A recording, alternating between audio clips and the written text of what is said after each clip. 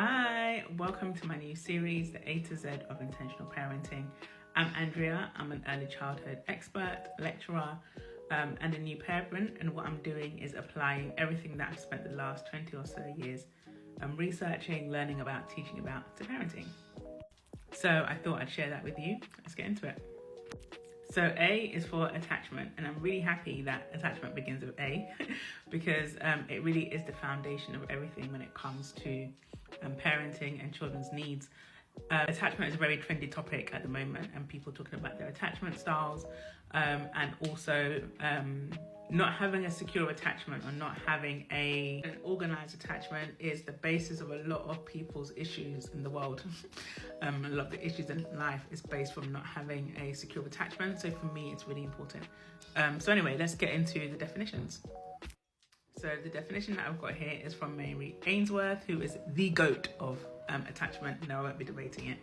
And she and other people in this journal define attachment as the ability to perceive and interpret accurately the signals and communications in an infant's behavior, and given this understanding, respond to them appropriately and promptly, right? So respond to them correctly and quickly.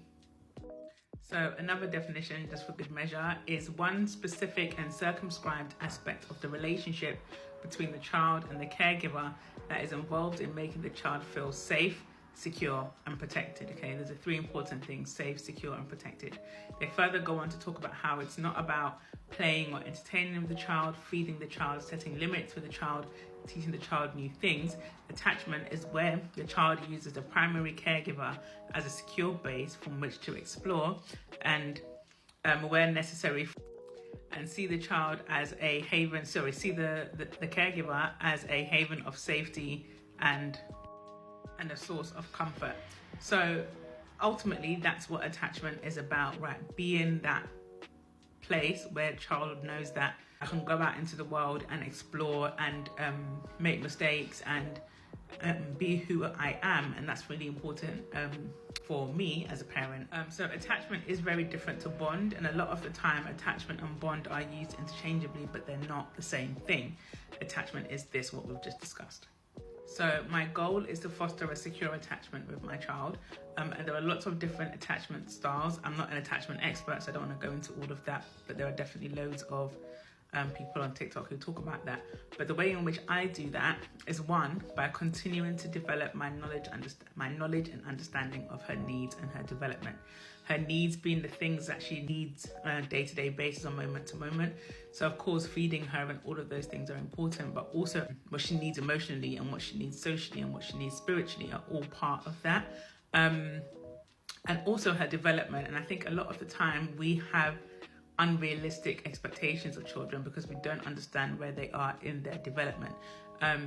I always talk about, for example, when it comes to self-regulation, we often expect children to be able to regulate their own emotions when we even can't regulate our own emotions.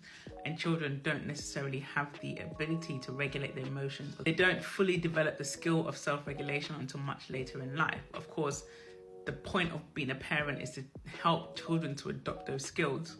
So whilst my goal is to help her to self-regulate, I'm not going to expect that she can self-regulate anytime soon. So having an understanding of appropriate responses is based on having those understanding of needs and development. If I know that this is that she's dysregulated, for example, what is the best way for me to respond to that? By myself being regulated, and then responding to her from that space. If she's stressed out and completely deregulated, me addressing a behavior that I don't like, that isn't even necessarily the best time to do that. The best time to do that would be to bring her back into a space of regulation and then to address the behavior. The main thing, and I think this is what a lot of it actually comes down to, is having the capacity to respond warmly and lovingly and appropriately and promptly, because a lot of it does come down to capacity, right? I think as parents, it's very easy to get overwhelmed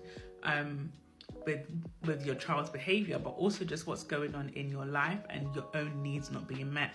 So one thing that I do try my best to do is to prioritize making sure that I am looking after myself. And it's very difficult. My child is still in that newborn phase, and it's very difficult, especially when I'm alone, to do that. Making sure that I'm eating, making sure that I'm hydrated, etc., are important, because You know, the saying goes, you can't pour from an empty cup. So if I haven't done that, then it's very difficult for me to respond warmly and lovingly and appropriately and promptly, because I just don't have the capacity to do that. So actually, one thing that I have learned through being a parent is to take care of myself, because if I don't do that, it's very difficult for me to take care of my child. So here are the references that I got the quotes and stuff from. If you want to check it out, make sure that you like and follow for more, and let me know what you think B is going to be in this series. All right, let me know your thoughts. Bye.